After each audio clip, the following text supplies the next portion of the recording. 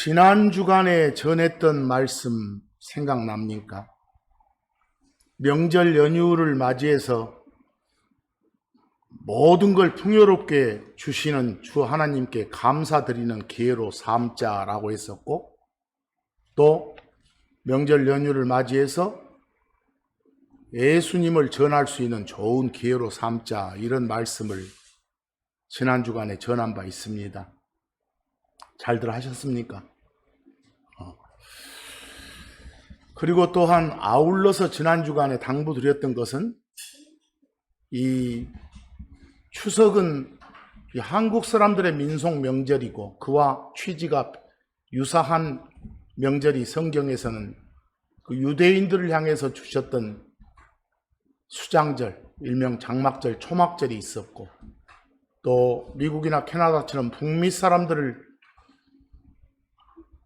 위해서 존재하는 그 명절, Thanksgiving Day, 일명 감사절, 추수감사절, 이런 것들이 있는데, 우스꽝스럽게도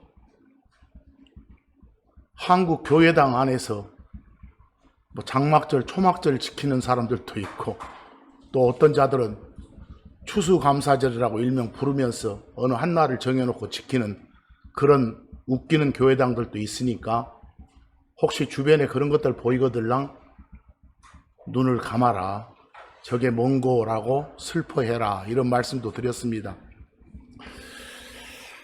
오늘 드릴 말씀의 그 제목이 마인드가 달라졌다. 보통 영어 음으로 마인드는 우리 한국말로 마음이나 생각이죠. 그게 바뀌었다라는 제목입니다. 여러분, 지난주 말고 지난주 일요일날 선포한 말씀의 제목이 뭔지 기억나나요? 예수 그리스도의 명령들이었습니다. 그 지난주에 했던 구절 중에 일부를 인쇄물 맨 위에다가 옮겨 놓은 겁니다. 사람들을 향해서 직접 내리신 여러 가지 명령 중 1호 명령이 뭐였는지 기억나세요? 그게 바로 회개하라, 영어 음으로 repent였습니다. 이 repent, 즉 회개한다는 건 뭘 어떻게 한다는 것이었나요? 자기가 품어왔던 생각, 흔히 쓰는 외래의 음으로 평소 가져왔던 자기의 마인드, 자기 thought, 그게 잘못되었음을 인정하고 하나님의 마인드로, 하나님의 thought로, 하나님의 생각으로 바꾸겠다는 결심을 하는 것. 다시 말해서 마인드를 바꾸는 거, 내 마인드를 하나님의 마인드로 변환시키는 거, 그게 바로 뭐였어요? 회개였어요. 그거 한다가 리펜트였어요. 거창하게 막 다른 쪽으로 가지 마시고, 다시 말해서 회개, 즉 이 마인드의 변화는 그리스도 바깥쪽하고 그리스도 안쪽을 이어주는 일종의 브릿지, 다리 역할을 하는 거예요. 그렇게 하라는 것이 1호 명령이었잖아요. 거기 보시면 마가복음 1장 15절, 지난주에 봤던 구절을 다시 옮겨놓은 거예요. 제1명령이 직접 하나님이신 예수님이 주셨던 게 회개하라는 거라니까요. 리펜트라고. 그런데 이사야서 55장 7절 말씀에 따르면 그 리펜트의 정의가 돼 있었잖아요. 간단하게 리펜트를 정의하면 뭐라고요? 자기 생각을 버리고 기존의 잘못된 자기 마인드를 버리고 주께로 돌아서는 것. 주의 마인드로 변환시키는 것. 그게 뭐라요? 회개라. 리펜트다라고 말했어요. 근데 주 하나님이신 예수님께서 이 땅에 사람 몸을 입고 오신 목적이 뭐예요? 그 마가복음 2장 17절 끝부분에서 직접 하신 말씀이잖아요. 이 땅에 죄인들 회개케 만들려고 당신이 오신 거라고요. 그리고 베드로 사도를 통해서 주신 베드로후서 3장 9절 말씀 보니까 모든 사람이 다 회개에 이르는 거, 이게 주 하나님의 뜻이라고요. 주 하나님의 원하심이고 바람이라고요.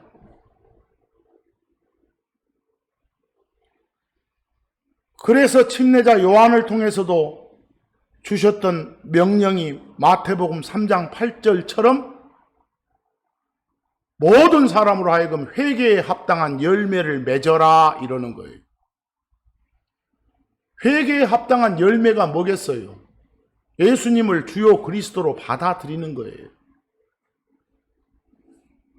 그렇게 한 결과를 혼의 구원을 받았다, 죄들의 용서를 받았다, 지옥 면제를 받았다 라고 하는 거예요.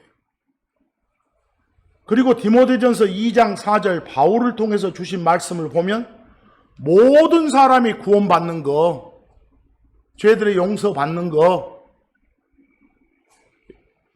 즉 지옥벌 면제 받는 거, 이게 하나님이 원하시는 거다, 하나님의 바람이다, 하나님의 뜻이다 라고 말씀하신 게 보여요.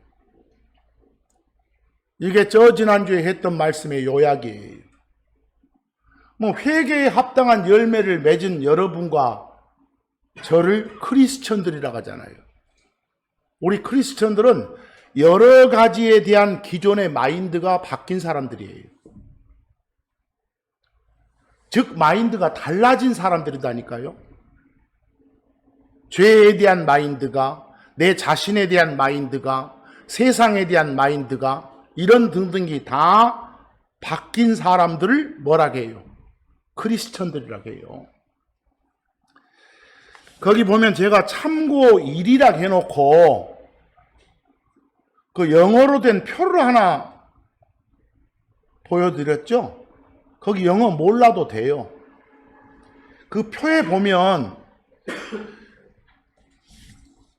왼쪽 상단에 빨간 네모를 쳐놓은 게 보이나요? 그 빨간 네모를 쳐놓은 영어는 완전히 달라졌다, 완전히 바뀌었다. 뭐가? 여러분과 저의 마인드가.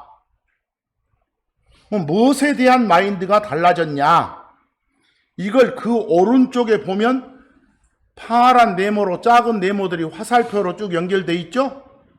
그 첫 번째 파란 네모 안에 sin, 죄란 단어 있죠? 그 다음 화살표 다음에 셀프, 자신, 자아가 나오죠? 그런 등등에 대한 마인드가 바뀐 사람들이 누구다? 여러분과 저다. 고로 오늘 이 시간에는 무엇에 대해서 우리는 마인드가 바뀌었냐, 어떤 마인드였다가 어떤 마인드로 달라졌는가, 이런 것들을 그 표에 근거해서, 그 표에 보면 파란 네모 쳐진 그 단어들 밑에 성경 구절들 나와 있죠? 거기에 해당된 구절들을 보면서 묵상해보는 시간을 갖자. 이게 오늘 선포될 말씀입니다. 거기 제일 먼저 로마서 6장 23절 잘 아는 말씀이죠? 죄의 싹, 사망 그랬어요. 사망은 죽음과 같은 말이에요. 데스는. 싹은 품삯처럼 대가죠. 결과물이죠. 죄의 대가가 죽음, 사망이다. 이 말은 무엇 때문에 죽는 거다? 죄 때문에 죽는 거다. 그런데 주요 그리스도이신 예수님을 받아들임을 통해서 어쩐다고요? 우리는 죽음의 반대인, 사망의 반대인 무엇을? 생명을 갖게 됐다. 그게 로마서 6장 23절입니다. 근데 우리가 갖게 된 그 생명은 하나님이 주신 선물이다. 내가 뭔 일을 해서 뭔 선한 행위를 해서 그 대가로 받은 게 아니다. 그리고 그 생명은 영원한 것이다. 절대로 끊기는 일이 없다. 이런 말씀입니다. 죽음의 반대인 생명, 이 라이프, 여러분과 저의 선한 행위의 대가가 아니라 뭐라고요? 기프트, 선물이라고요. 예수님 통해서 우리가 받은 선물이라고요. 여러분들, 성경은 죽음을 뭐라고 정의합니까? 죽음이라는 것은 이 몸에 숨 끊어진 것만 죽음이 아니라 하나님과의 관계가 끊겨지는 것도 죽음이에요. 생명은 뭐겠어요? 숨이 있는 것도 생명이지만 하나님과의 관계가 맺어져 있는 것, 이 자체가 뭐라고요? 생명이에요. 그러니까 죽음에 대한 마인드가 어쨌습니까? 그냥 대충 죽으면 끝나는 거 아니에요? 내가 뭔 죄인이라고, 죄를 얼마나 지었다고 뭐 지옥 가고 말고 해, 막 이런 식의 생각들을 하다가 이런 말씀을 통해서 아, 그렇구나, 이게 주 하나님의 마인드구나 라고 받아들여서 이런 마인드를 현재 우리가 가지고 있다, 이 말입니다. 그리고 참고 2의 에베소서 2장 1절 말씀처럼 주 하나님이신 예수님께서 범법과 죄들 가운데서 죽어 있던 우리를 살리셨다고 나와요. 살리셨다 그 말은 죽음을 생명으로 바꿔줬다 이 말 아닙니까? 근데 여러분들, 예수를 주요 그리스도로 받아들이기 전에 숨 끊어진 적 있어요? 거기 죽어 있었다고 하잖아요. 뭐 이런 죽음은 숨 끊어진 죽음이 아니라 하나님과의 뭐가?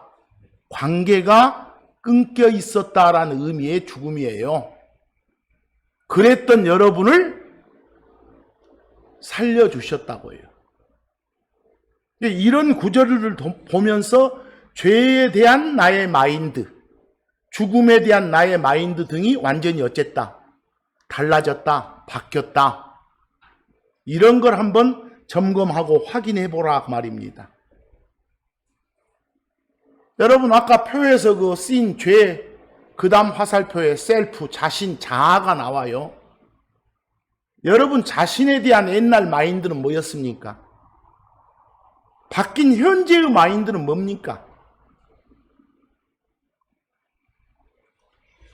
옛날에는 막 성선설이니, 막 사람은 선하게 태어나니, 막 악하게 태어나 성악설이니, 이런 말들 많이 듣잖아요.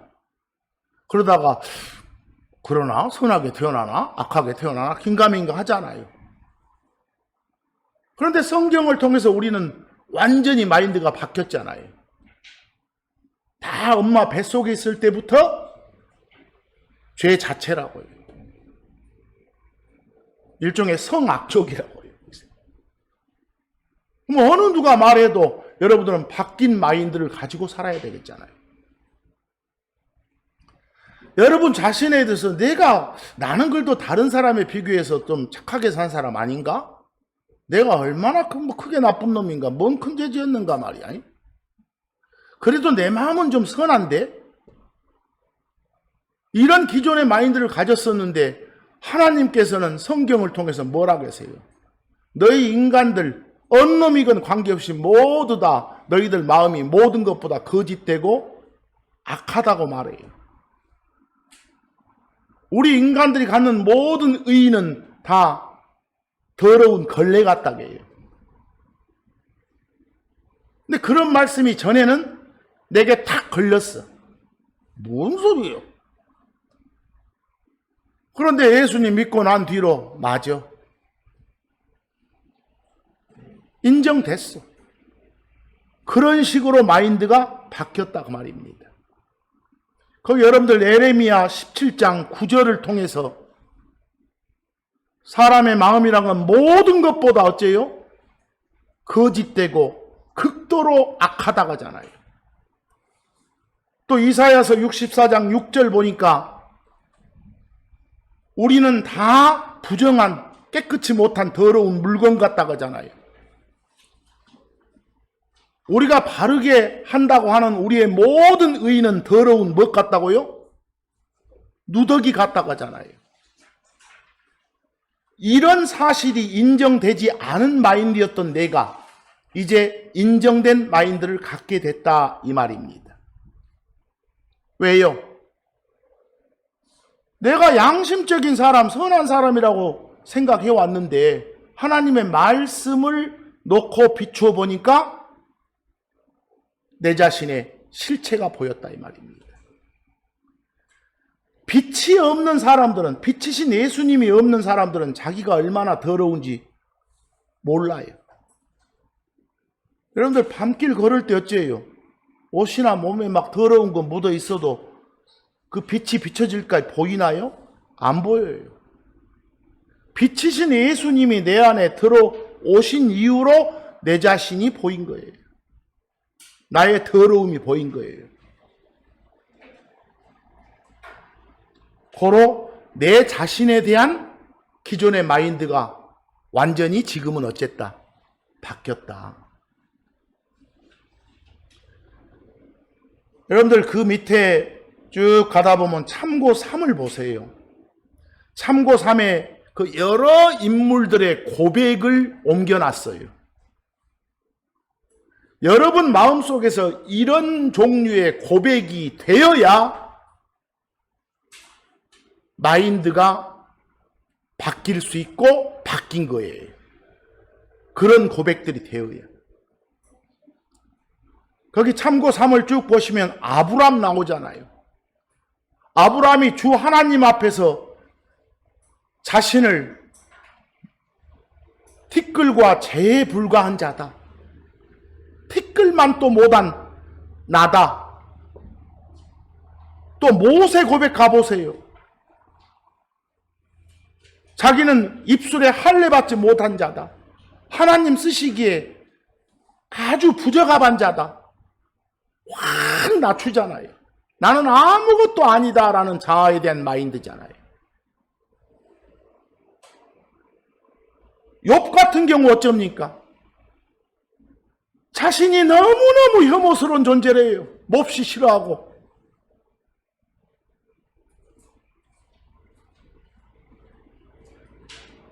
베드로의 경우도 보세요. 하나님이신 예수님 앞에서 저는 죄 많은 인간입니다. 죄인임을 고백하잖아요. 그리고 그 밑에들이 바울이에요. 우리가 신실한 신도라고 여기는 그 바울마저도 뭐라고 고백들 합니까?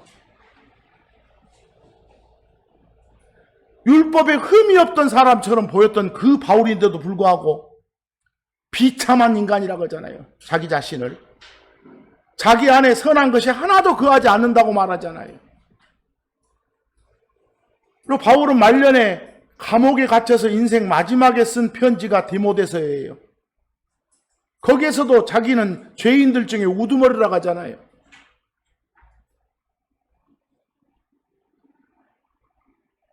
이런 인물들의 고백들을 살펴보면서 우리 자신의 마인드가 바뀌었던 거예요.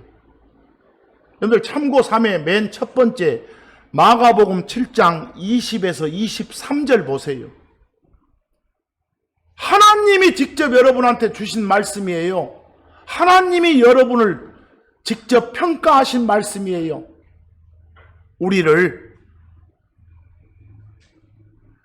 여기 마가복음 7장 21절 보면 우리 마음속에 있는 것들이 쭉 열거돼 있잖아요. 악한 생각, 간음, 음행, 살인, 도둑질, 탐욕, 사악함, 속임, 세교, 악한 눈, 신성모독, 교만, 어리석음 등등. 하는데 뭐라고 결론 지어요? 23절에서. 금방 언급된 이 모든 악한 것이 어디서 나온다고? 우리들 속에서 나온다고. 우리들 속이 이만큼 더러운 존재라는 거. 이런 말씀을 비추어 봤을 때 우리의 마인드가 바뀌었잖아요. 이걸 없애줄 수 있는 분은 하나님뿐이구나.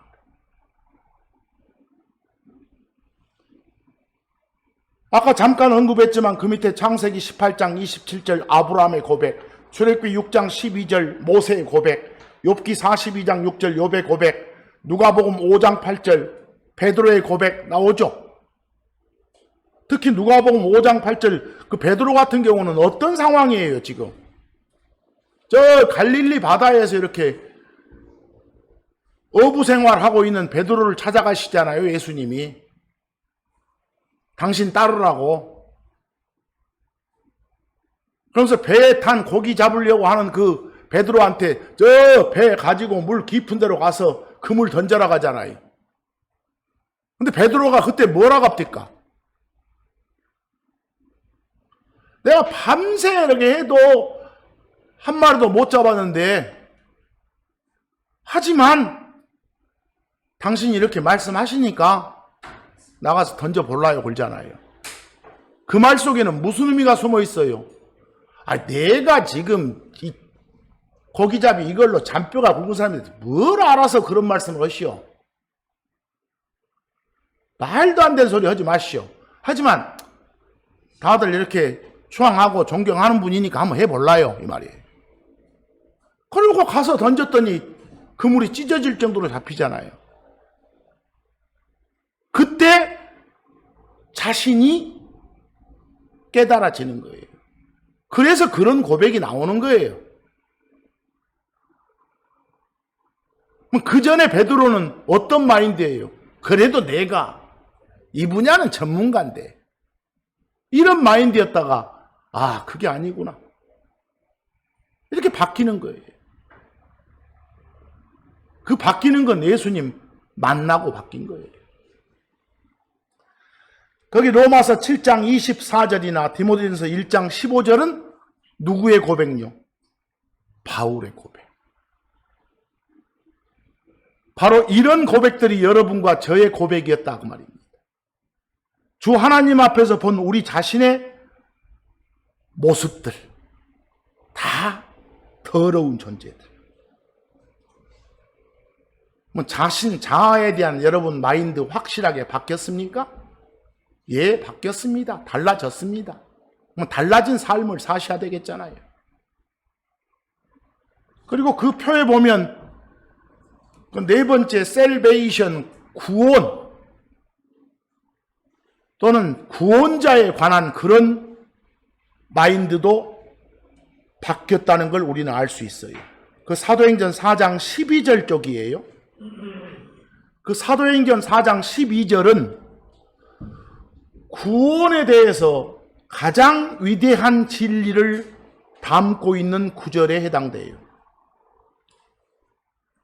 하늘 아래 예수 그리스도 외에는 다른 구원자가 없다는 말씀이에요. 예수 그리스도만이 유일한 구원의 길이란 말씀이에요. 유일한 구원의 문이란 말씀이에요. 예수님은 많은 길 중에 한 길이 아니라 유일한 한 길이란 말이에요. 흔히들 우리 기독교의 배타성을 비난하는 이들이 많죠. 왜 예수만이 유일한 길이라 하냐 이렇게. 그러나 어려움는 하나님의 말씀이 그렇게 전하잖아요. 그래서 거기 사도행전 4장 12절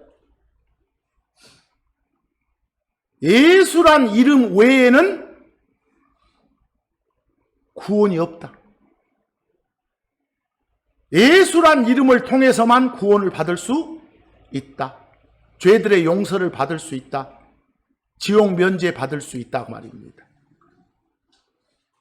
거기 다른 사람 안에는 이러지 말고 정확히 해석한다면 다른 이름 안에는 구원이 없다. 이름이 예수인 그분 안에, 그 안에만 구원은 존재한다 이 말이에요. 사람이라 말은 빼세요. 지금 베드로가 선포하고 있어요. 유대인들 앞에서. 너희의 종교로는, 유대교로는 구원이 없다고 말하고 있는 거예요. 날마다 드리는 제사와 희생물로는 구원받을 수 없다고 말하는 거예요. 지금 베드로의 이 선포는 그 앞에 있는 유대인들한테 돌에 맞아 죽기에 딱 좋은 위험한 말이에요. 무모하기 그지없는 도전적인 선포지요. 앞에 있는 사람들을 무시하고 공격하는 정도가 아니라 아예 의식조차 않는 그런 발언이에요. 담대한 발언이요. 참고 4에 보면 하나님이신 예수님이 직접 당신의 정체를 밝히시잖아요. 당신이 뭐라고요? 길이라고, 생명이라고. 길들이에요, 길이에요. 길, 웨이즈가 아니라. 당신이란 길 외에는 하나님께로 갈 수 있는 길이 없다고요. 유일한 길이시라고요. 여러분이 그 전에 가졌던 마인드는 뭐였습니까? 내가 뭐 착하게 뭐 살고 하면 뭐 지옥이야 가겠어? 이런 마인드 아니었습니까? 꼭 예수를 통해야 돼? 이런 마인드가 지금은 바뀌었다고 말입니다. 구원에 관한 마인드가, 구원자에 관한 마인드가. 여러분 아까 표 중에 십자가를 뜻하는 영어 크로스도 나와요. 십자가와 연관된 여러분의 마인드도 바뀌었습니까? 예, 바뀌었습니다. 크리스천 된 여러분과 저는 뭘 선포하라고 합니까? 십자가를 선포하라고 합니다. 예수님이 행하셨던 놀라운 일들, 좋은 말씀 많기도 많은데 왜 하필이면 그 나무에 매달려서 초라하게 죽은 것처럼 보이는 그런 수치스럽고 가장 숨기고 싶은 사건인 무엇을요? 십자가 사건을 선포하라는 거예요. 왜요? 뭘 그게 자랑이라고 그걸 선포하라고 하는 거예요. 산 위에서 배 위에서 선포했던 막 산상수훈이니 선상수훈이니 이런 말씀들이 아니라 십자가를 선포하라고 해요. 십자가를 선포하고 다니는 것이 하나님의 권능을 얻는 방법이라고 해요. 성경은. 십자가에 못 박혀 죽은 주 예수님의 죽으심을 선포할 때 그 말씀이 우리 귀를 통해서 마음에 들어와 가지고 믿음이 된다는 말씀이에요. 여러분과 저희 옛사람이 못 박혔어요. 거기에 세상이 못 박힌 거예요. 우리의 자아가 못 박힌 거예요. 그런 십자가를 선포하라고 말입니다. 그럼 멋진 이야기들 다 빼놓고 그걸 선포하라고 하잖아요. 살이 찢겨지고 고통의 비명소리가 들리고 온몸에서 피가 철철 쏟아지는 그런 저주의 사형틀이 뭐예요? 십자가에서 참혹하게 죽으신 예수님을 선포하는 거. 왜? 거기서 그분의 죽음만이, 그리고 그분의 부활만이 우리를 영원한 생명으로 인도할 수 있으니까. 고린도전서 1장 18절, 십자가 선포하는 것이 구원받은 우리한테는 하나님의 뭐라고요? 권능이라고. 지난 주간 명절 연휴 맞이해서 이 기회 삼자고 했던 말씀 실천하셨습니까? 뭐 십자가를 선포한다는 것은 결국은 참고 5에 보면 뭘 선포하는 거예요? 고린도전서 15장 1절 말씀처럼 바울이 고린도 사람들한테 선포했던 복음이 있었어요. 선포했던 말씀이 있었어요. 여러분들, 복음 그러면 그냥 하나님의 말씀이에요. 어떤 말씀이건 우리에게 다 유익하고 좋은 말씀이니까 복자 써서 복음 그러는 거예요. 근데 2절 보니까 이미 그 전에 고린도 사람들한테 선포했다고 나오잖아요. 이때 선포했던 바울의 말씀이 뭐였다고요?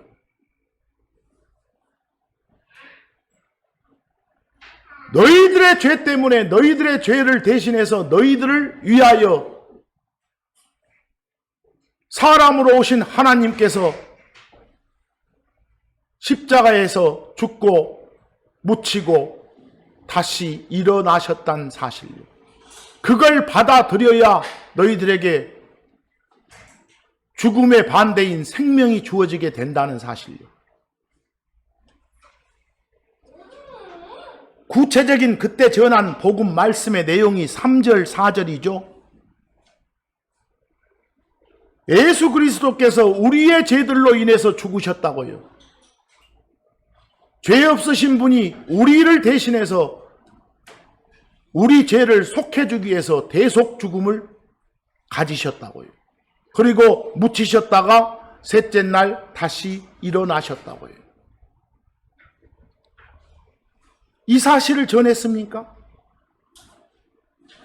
그 전에 우리가 갖지 못했던 마인드가 바뀌어서 이 마인드를 가진 결과가 여러분과 저의 지옥 면제예요.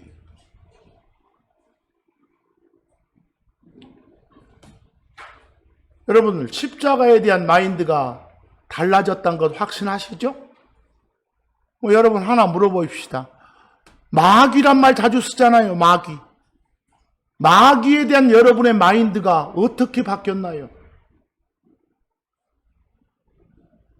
전에 어떤 마인드를 가졌다가 지금은 어떤 마인드로 바뀌어 있나요?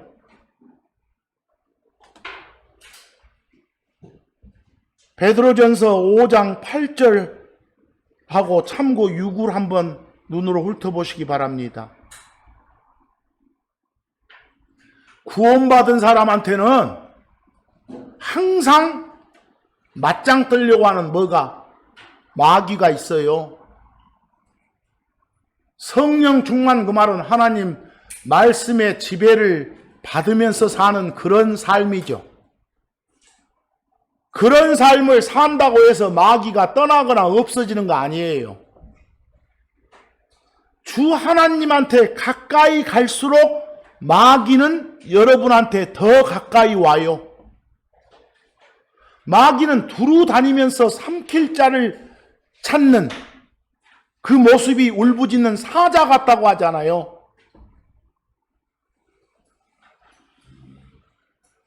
여러분 가까이에 항상 있어요.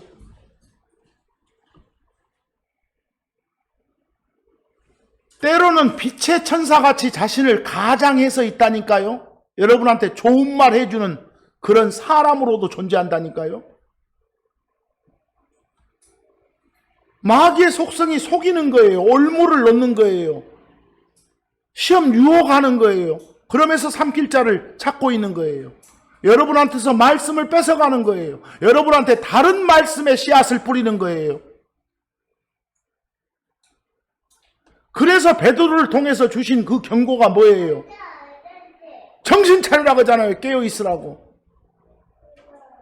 그리고 여러분과 저는 그리스도의 좋은 군사로서 믿음 안에서 싸워나가야 돼요. 여러분과 저한테 싸우라고 하는 것이 사람 새끼들이랑 싸우라는 거 아니에요. 이 영에 해당되는 마귀들과 싸우라는 거예요. 보세요. 그때 무기가 말씀이에요. 말씀이라는 그런 전신갑주 갑옷을 입어야 되는 거예요. 말씀이라는 칼을 가지고 있어야 되는 거예요.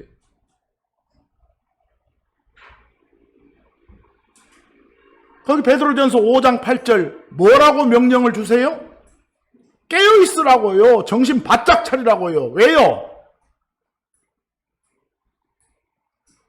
항상 맞짱 뜨는 마귀가 하시라도 삼키려고 도사리고 있으니까 여러분 가까이 항상 있다니까요. 마귀가 없으면 마귀의 종들, 마귀의 사역자라도 있다니까요. 무조건 이길 수 있는 것은 바른 말씀뿐이라는 겁니다. 다른 거 없어요. 별의별 이야기들 막 다 하죠, 여러분들한테. 주변에서. 대부분이 마귀의 음성들이에요. 이기는 길이 참고 육에 베드로전서 5장 9처럼 믿음 안에서 예수 그리스도 안에서 딱 서서 대적하는 거예요. 에베소서 6장 11, 12처럼 하나님의 전신갑주 갑옷을 입는 거예요. 그리고 우리가 싸우는 것은 12절 보니까 살과 피와 맞붙어 싸우는 거 아니다. 사람들하고 싸우는 거 아니다 그 말이에요.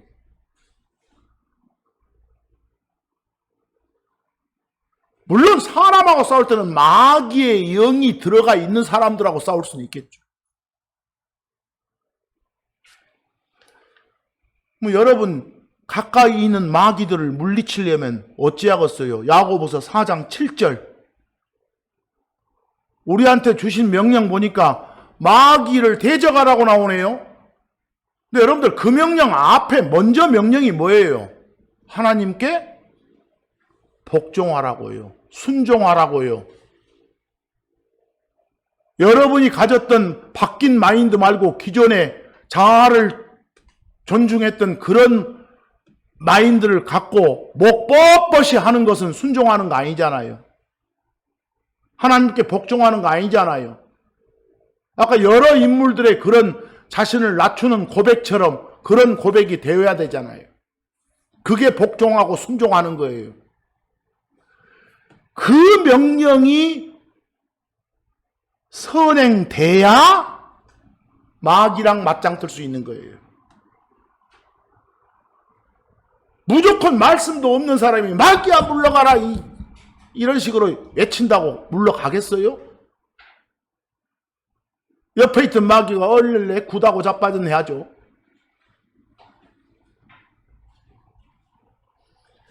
고린도후서 10장 4절 여러분과 저의 전쟁 무기는 육신에 속하지 않습니다. 항상 우리의 무기는 말씀입니다. 성경입니다. 뭐 이런 말씀들을 통해서 여러분의 마귀에 대한 마인드 분명 바뀌어 있습니까? 안 바뀌었으면 지금이라도 바꾸시기 바랍니다. 그래서 어디 가서 외치기 바랍니다. 나는 마인드가 바뀌었다. 잘못된 생각이 주 하나님 생각으로 바뀐 사람이야 라고요. 그리고 표에 보시면 우리 퓨처, 미래, 우리 삶에, 우리 인생에 대한 마인드도 우리는 달라졌습니다. 거기 여러분들 야고보서 4장 13에서 15절 말씀을 제가 옮겨놨어요. 그 말씀을 보면 어쩝니까? 야고보 사도가 우리요 몸뚱아리를 유지시키는 이 생명, 이건 잠시 나타났다가 좀 있으면 사라져버리는 뭐하고 같다게요? 수증기하고 같다게요.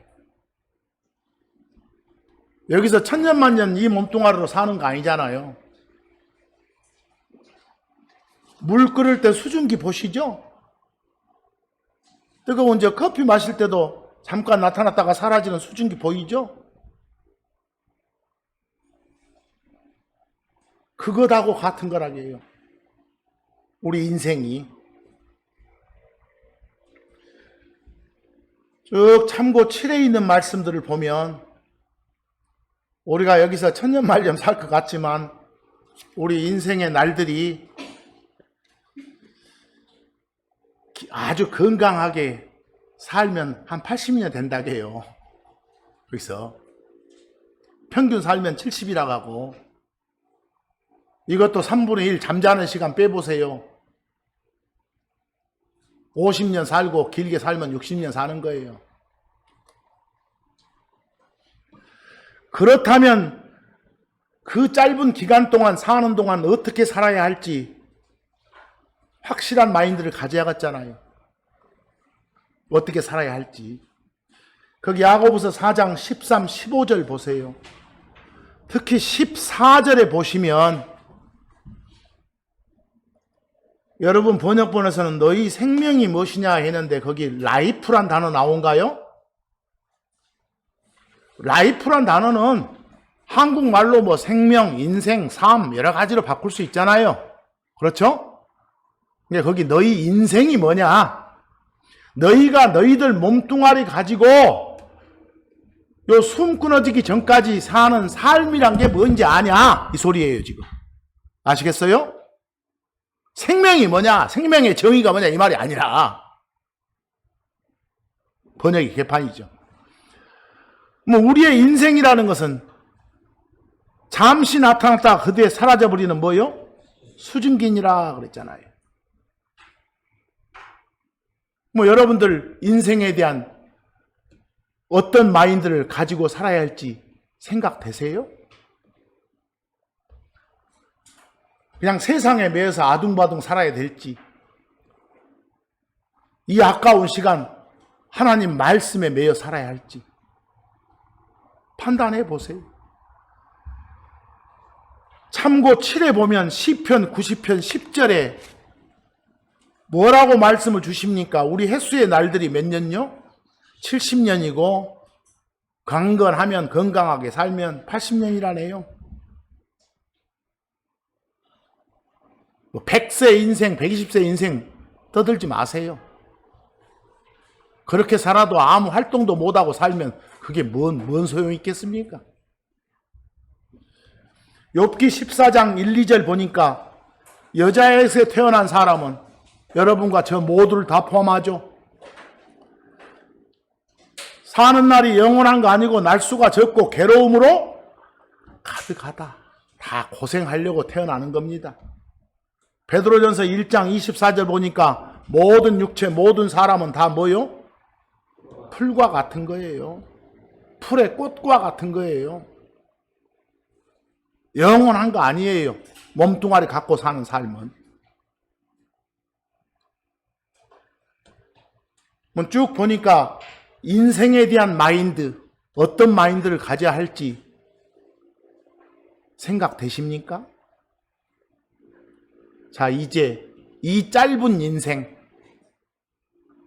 우리가 몸담고 있는 이 세상에 대한 마인드,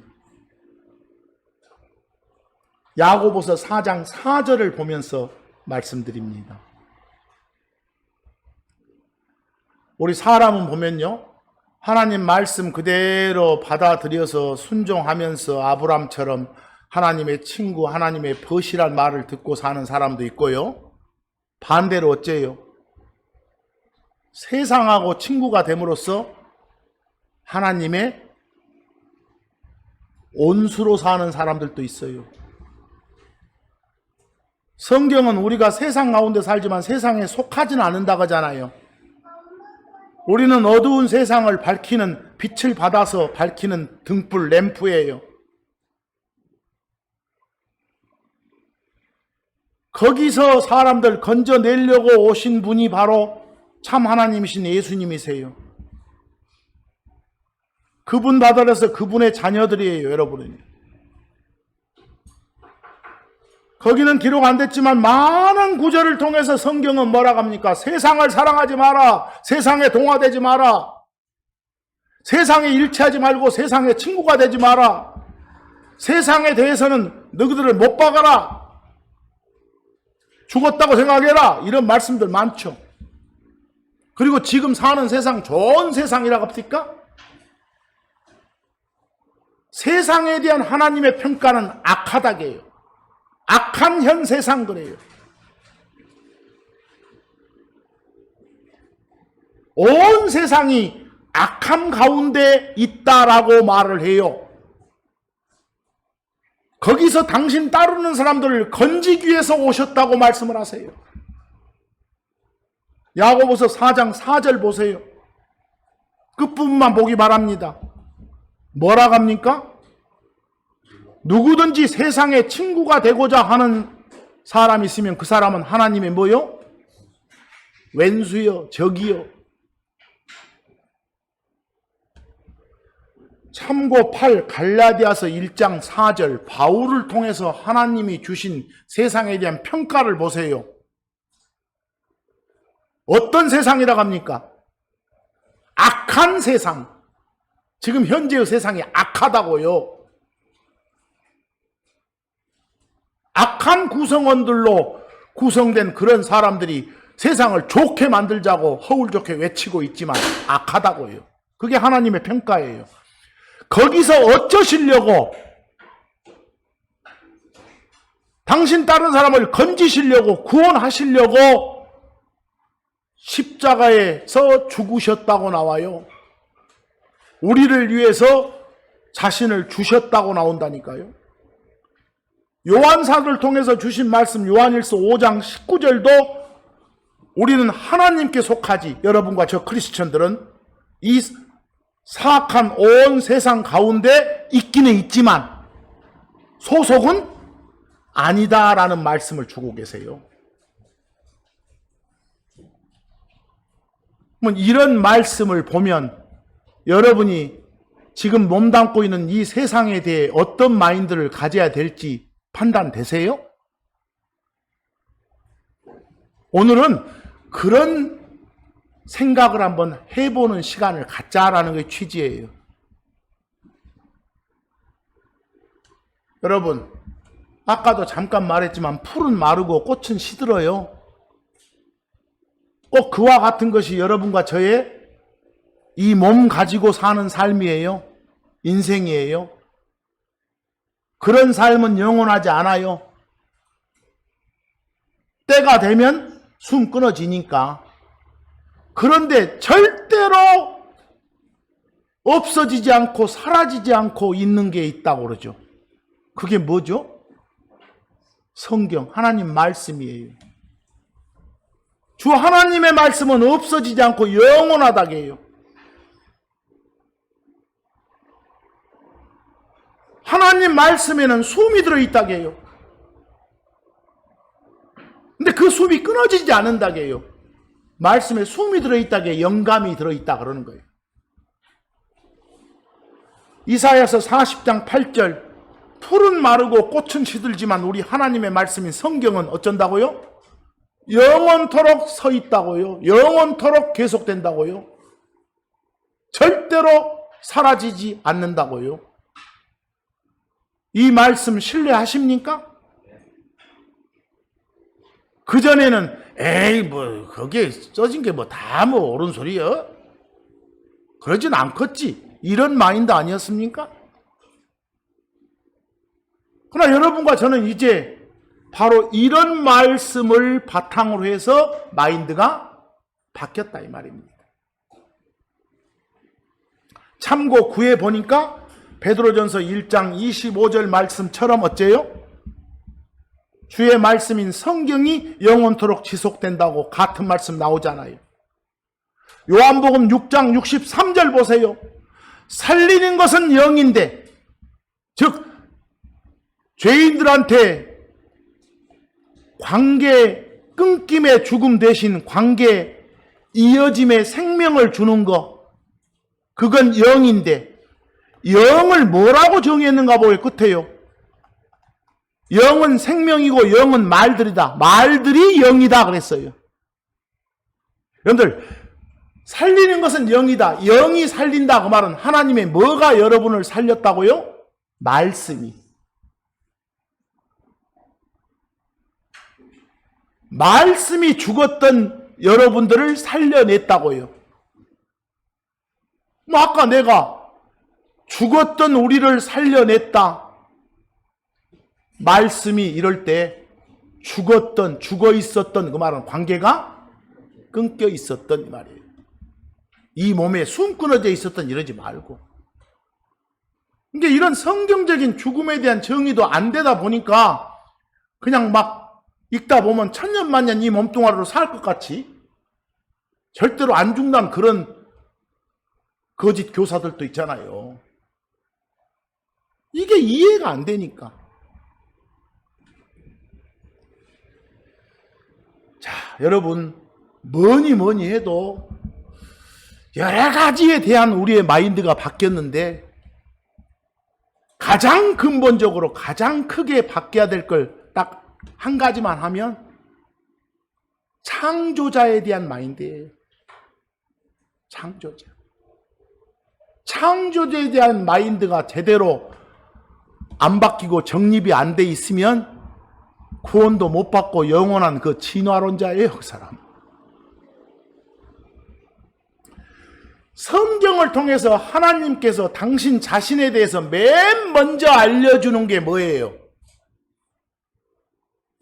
내가 창조자다.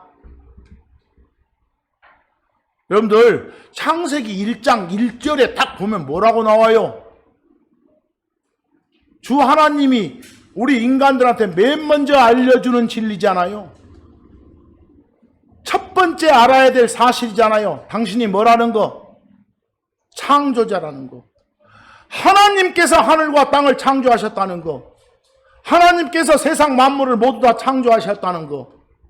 눈에 보인 건 물론이고 눈에 보이지 않는 것까지 모두 다 직접 어쨌다는 거. 창조하셨다는 거. 이게 당신을 드러내 보이는 부분 중에 가장 중요한 부분이에요. 하늘과 땅을 창조하신 분은 다른 신이 아니라고. 우리가 하나님이라고 섬기면서 섬기는 그 신이라고.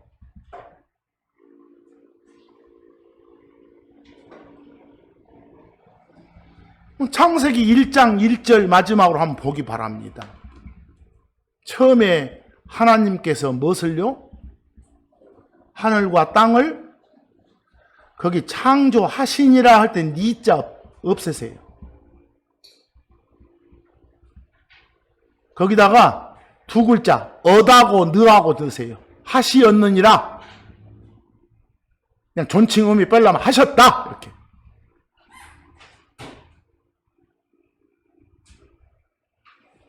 누가 하늘과 땅을 창조했다고요?